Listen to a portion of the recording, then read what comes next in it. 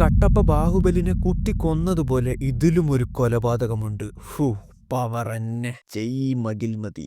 ഈ പടത്തിന്റെ സ്റ്റാർട്ടിംഗ് സീനിൽ അടക്ക വിറ്റു നടക്കുന്ന അടയ്ക്കാപ്പിണ്ണാക്കിന്റെ വില അന്വേഷിച്ച് നടക്കുന്ന ഒരു പോലീസുകാരനെ കാണിച്ചുകൊണ്ടാണ് തുടങ്ങുന്നത്. ഒരു കാട്ടുമലപ്പുറത്ത് കണ്ണിക്കണ്ട ക്രീമും വാരി വലിച്ചു തേച്ച് നടക്കുന്ന വില്ലൻ അടയ്ക്കാപ്പിണ്ണാക്ക് കഴിക്കുമ്പോൾ പോലീസുകാർ ഒളിഞ്ഞു നോക്കി ആ കലിപ്പിൽ വില്ലൻ എണീച്ച് ഒക്കത്തിനെയും തല്ലി തിരുമ്പി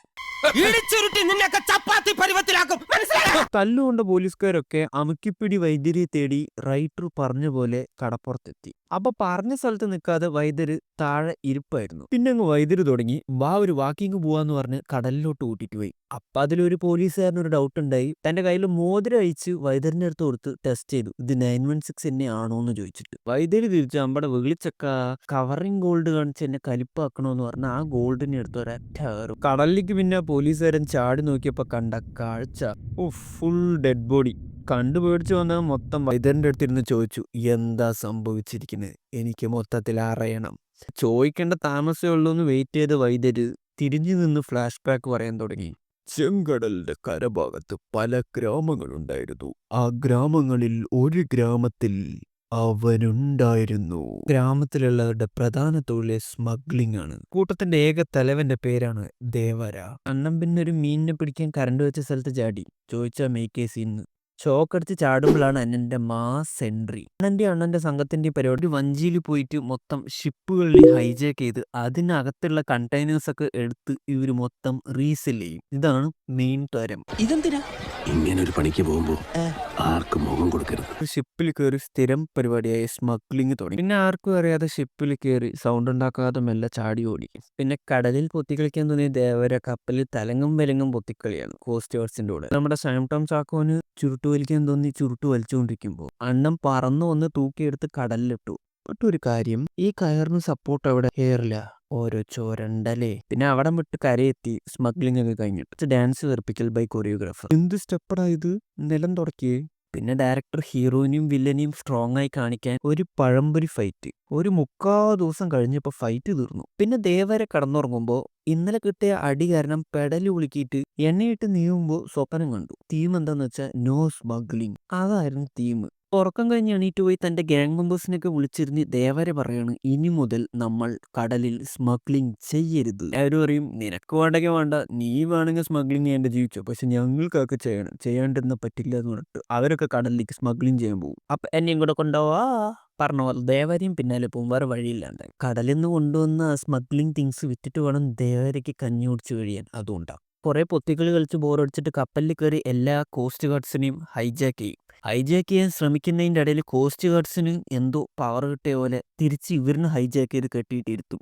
പിന്നെ അങ്ങണ്ട് ഒരു 20 മിനിറ്റോളം കൊണയടി മോട്ടിവേഷൻ അതിൽ ഇരുന്ന് കേട്ട് ദേവരന്റെ മുഖത്തുള്ള എക്സ്പ്രഷൻ കണ്ടില്ലേ. പക്ഷെ ഇവന്റെ മുഖത്തുള്ള എക്സ്പ്രഷന് ഒരു ഡിഫറൻസ് ഉണ്ട് കേട്ടാ. ചെക്കൻ പേക്കിൽ ഒളിപ്പിച്ചു വെച്ച കത്തി എടുത്ത് ഒരൊറ്റ വട്ടാണ്. പിന്നെ അവിടെ ഫൈറ്റിന്റെ 5 കളിയാണ്. പിന്നെ ആ അടിക്കിടയിൽ ദേവര തിരിച്ച് തന്റെ ടീമിനെതിരെ തന്നെ ഫൈറ്റ് ചെയ്ത് കോസ്റ്റ് ഗാർഡ്സിനെയൊക്കെ സേവ് ചെയ്യും. കരയെത്തിയിട്ട് പറയും, ഇനി മുതൽ നമ്മൾ സ്മഗ്ലിംഗ് ചെയ്യരുത്, ചെയ്താൽ ഒക്കത്തിനെയും വെട്ടി കടലിലെറിഞ്ഞ് കണ്ണാക്ക് കഴിക്കുന്ന ദേവര എല്ലാവരെയും മിരട്ടും. പക്ഷെ ആരും കേൾക്കില്ല. തൽക്കാലം നീ പറയുന്നത് ഞാനൊന്ന് കേൾക്കാൻ പറ്റൂ.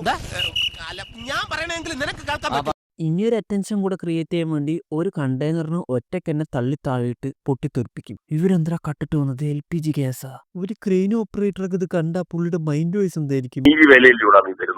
പിന്നെ പുള്ളിക്കാരൻ അങ്ങോട്ട് നടക്കുമ്പോ അനിരുദ്ധിന്റെ ഒരു എഫക്റ്റീവ് ബീജി വിട്ടിട്ട് അങ്ങോട്ട് ഒരു സ്ലോ മോഷൻ വാക്കാണ്. പിന്നെ LPG കഴിഞ്ഞിട്ടില്ലാത്തതുകൊണ്ട് ബാക്കിൽ അത് കത്തണ്ട് കിട്ടാ. സ്വാഭാവികമായിട്ട് പുള്ളിയുടെ വാക്ക് ആരും കേൾക്കാത്തതുകൊണ്ട് പുള്ളി ഇല്ലാത്ത സമയം നോക്കി കടലിൽ വീണ്ടും സ്മഗ്ലിങ്ങിന് ഇറങ്ങിയ ടീംസിന്റെ മുതുകത്തൊക്കെ വീണ്ടും വീണ്ടും എക്സ് എന്ന് വെക്കും. പുള്ളി ഇൻകോഗ്നിറ്റോ മോഡിൽ കയറി XXX അടിച്ചിട്ടുള്ള ശീലം ആയതുകൊണ്ടാണ് തോന്നുന്നു എല്ലാവരുടെ പുറത്തും XOX. എന്തിനോട് ഇത്ര എക്സ്? ഇനി പുള്ളിയുടെ എക്സിന് ഓർമ്മ വന്നുകൊണ്ടാണ് ഇത്ര എക്സ് എന്ന് അറിയില്ല. എന്തൊരു എക്സ് അടേത്. പിന്നെ മൂപ്പര് ജീവനോടുള്ള കാലം വരയ്ക്കും നമുക്ക് സ്മഗ്ലിംഗ് ചെയ്യാൻ പറ്റില്ല എന്ന് തീരുമാനിച്ച ബില്ലൻ കുറച്ച് പിള്ളേരെ ഇറക്കി മൂപ്പരെ തട്ടാനങ്ങ് പ്ലാൻ ചെയ്യും. വെറുതെ തട്ടാൻ പറ്റില്ലല്ലോ. പുള്ളിനെ മൊത്തം കുടിപ്പിച്ച് കടത്തിയിട്ടാണ് വെട്ടാൻ തീരുമാനിക്കുക. പക്ഷെ കാര്യം നടത്തില്ല. അത് കടുത്ത കറ തൂക്കി വീശി ഒക്കത്തിന്റെ പുറത്തും ചൊരകി വെക്കുകയാണ്. കിട്ടാൻ വന്ന എല്ലാ റൗഡികളെയും വെട്ടി വീശി കത്തിയെടുത്ത് കുത്തി കമ്പിപ്പാറയാക്കി ഒക്കത്തിനെയും അവിടെ പോസ്റ്റ്മോർട്ടം പോലും ചെയ്യാൻ പറ്റാത്ത അവസ്ഥയിൽ അവശനാക്കി ഒക്കത്തിനെ കടത്തിയിട്ട് പോകും. എന്നിട്ട് അവിടെ വെറുതെ കിടക്കുന്ന ഒരു കല്ലിൽ ഒക്കത്തിന് ബ്ലഡ് എടുത്ത് എന്തൊക്കെയൊക്കെ വരച്ച് എഴുതി വെച്ചിട്ടുണ്ട്. തന്നെ എന്തിനാ ഗുണ്ടകൾ ആക്രമിച്ചത്? എന്നെയോ? അയ്യോ, എനിക്ക് രക്ഷപ്പെടാനുള്ള വകുപ്പ് മതി. സംഭവം വേറൊന്നുമില്ല, ഇനി ആരെങ്കിലും കടലിൽ സ്മഗ്ലിംഗ് എന്ന് പറഞ്ഞിട്ട് അറിഞ്ഞ ഒക്കത്തിനെ വെട്ടി വീശി കടലിൽ സ്രാവിനിടോടാ പട്ടികളെന്ന് പറഞ്ഞിട്ടാണ് പുള്ളി നാട് വിടുന്നത്. അത് കണ്ട് മൊത്തത്തിൽ പേടിച്ച് വരച്ച വില്ലൻ ടീംസും മൊത്ത സ്മഗ്ലിംഗ് ടീംസും കാട്ടിലുള്ള ചീരകൾ, കാട്ടിലുള്ള പഴങ്ങൾ, കാട്ടിലുള്ള മരങ്ങൾ എന്ന് പറഞ്ഞിട്ട് വെട്ടി വീശി വിറ്റ് ജീവിക്കാൻ തുടങ്ങി. പിന്നെ ദേവരയ്ക്കൊരു മോനുണ്ട്, അവന്റെ പേര് വര, അപ്പന്റെ പേര് Devara.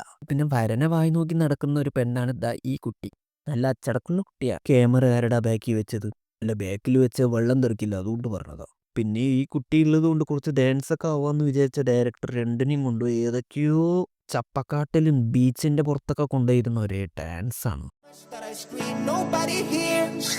But I see the light from far away, it's down the line. Maybe I should not give up without. പിന്നെ ഓൾറെഡി ദേവര എന്ന് പറഞ്ഞ ആളുടെ കൂടെ വർക്ക് ചെയ്ത ആളാണല്ലേ ഈ വില്ലൻ സാപ്പ്. അപ്പൊ വില്ലൻ സാപ്പ് കുറെ കൊല്ലങ്ങൾക്ക് ശേഷം തന്നെ കാണിക്കുമ്പോൾ കുറെ പിള്ളേരിനെ അങ്ങോട്ട് ദത്തെടുത്തിട്ട് ഒക്കത്തിനെയും ട്രെയിൻ ചെയ്ത് വളർത്തി വലുതാക്കി വെച്ചിരിക്കുകയാണ്. പറഞ്ഞാൽ മൂപ്പർക്ക് ഒരു ആൾപ്പണമുണ്ട് ഫൈറ്റിനൊക്കെ പോകുമ്പോൾ.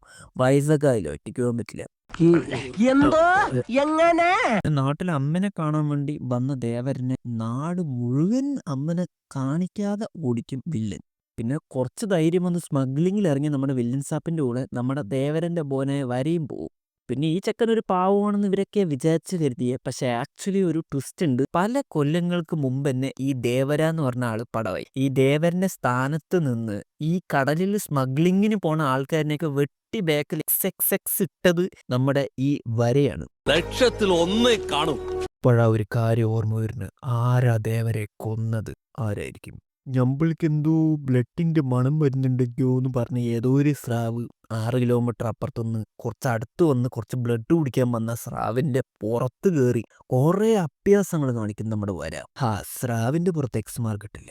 പിന്നെ ബാഹുബലി കട്ടപ്പയെ കൊന്ന പോലെ ശിവഗാമി ശിവഗാമി ഇല്ല, വര സ്വന്തം അച്ഛനായ ദേവരെ കുത്തിക്കൊല്ലും.